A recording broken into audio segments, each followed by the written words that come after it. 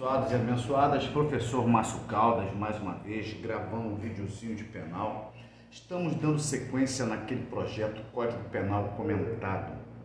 Hoje vamos falar do artigo 16, arrependimento posterior.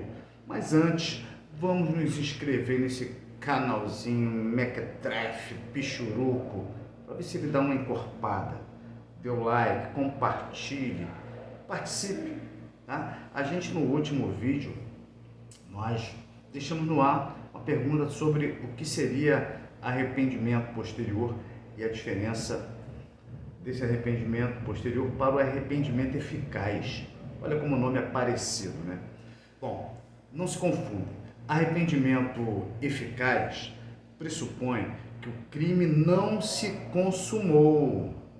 Só para relembrar, iter criminis, caminho do crime. Para um crime chegar à consumação, ele percorre um caminho.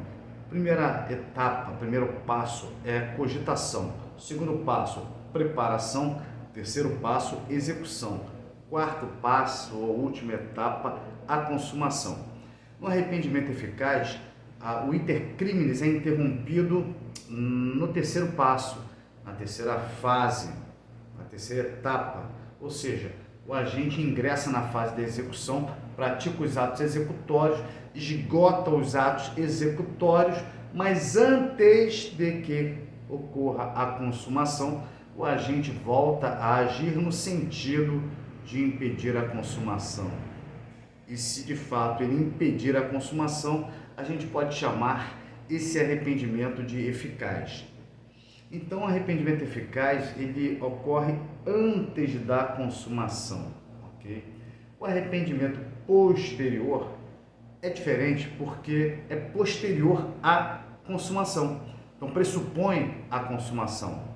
Só fala em arrependimento posterior depois da consumação. Essa é a diferença básica, ok? Vamos ver no Código Penal como é que está disposto esse instituto. Vamos dar uma lida. Nos crimes cometidos sem violência ou grave ameaça à pessoa, reparado o dano ou restituída a coisa até o recebimento da denúncia ou da queixa, por ato voluntário do agente, a pena será reduzida de 1 a 2/3, ok? Então, o artigo 16 do Código Penal traz, esse instituto. Então, o primeiro passo aqui que a gente fez foi essa distinção entre arrependimento eficaz e arrependimento posterior. Vamos falar agora sobre o seguinte, para que haja esse benefício, pode o agente ter sido protagonista de qualquer crime?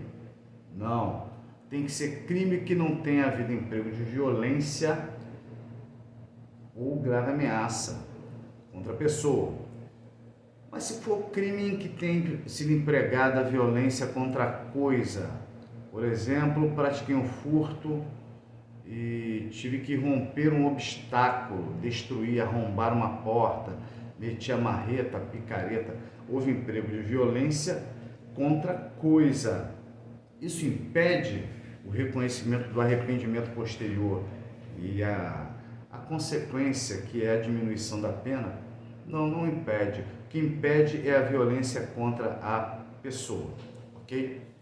Para que o agente seja beneficiado com o reconhecimento deste instituto que provoca a redução da pena, ele tem que ter reparado o dano ou restituído a coisa até um determinado momento. Qual é o momento máximo? Temos que, quem está fazendo concurso, se preparando para enfrentar uma prova, tem que perceber que pode ser objeto de pegadinha. O que nós temos? Assim, 4 marcos temporais. Primeiro, oferecimento da denúncia. Isso é ato do Ministério Público. Faz uma petição chamada de denúncia, vai lá no distribuidor, no fórum, para que seja distribuída até um juiz. Outro ato é o recebimento da denúncia, quando o juiz analisa aquela petição inicial, entende que há justa causa para dar início a uma ação penal contra aquele acusado. Então, recebimento da denúncia. Outro momento, outro marco é a sentença penal condenatória. O juiz chegou ao final, concluiu que a prova da materialidade, a prova de autoria, condena. Em outro momento, é o trânsito em julgado da sentença penal condenatória, que o juiz prolata a sentença pode demorar anos, mais de uma década, até esgotar a infinidade de recursos, e a morosidade do julgamento dos recursos pode arrastar uma década. Bom, qual desses marcos temporais é o limite para que se consiga obter o benefício? Olha, só vai resolver eu me arrepender, restituir, reparar o dano, se eu fizer até o oferecimento da denúncia. Se foi depois, mesmo que seja antes do juiz receber a denúncia, não tem lugar, não cabe esse benefício, ok? Então não é recebimento da denúncia, não é até a sentença, não é até o trânsito em julgado da sentença. É lá atrás, é o mais breve, é até o oferecimento da denúncia, ok? Outro ponto que a gente pode explorar aqui, essa reparação, restituição da coisa, ela precisa ser espontânea? Não, pode ser voluntária, ou seja, ainda que o advogado tenha orientado, ainda que tenha encontrado com a vítima e a vítima feito um apelo, não tem problema, não precisa ser espontâneo, ter nascido da própria vontade do agente, mas pode ter sido provocado por alguém e o agente ter decidido reparar ou restituir. Como o cara chega com uma coisa furtada em casa, o pai ou a mãe fala, devolve, que eu não aceito coisa furtada aqui em casa. Vai lá e devolve. Dá para reconhecer o arrependimento posterior e pleitear o benefício da redução da pena? Sim. Outro detalhe, a reparação tem que ser integral? Para a maioria da doutrina e para o STJ, sim. Mas se você pesquisar, você encontra julgados do Supremo Tribunal Federal reconhecendo o instituto do arrependimento posterior e, consequentemente, a diminuição da pena, mesmo com a reparação parcial.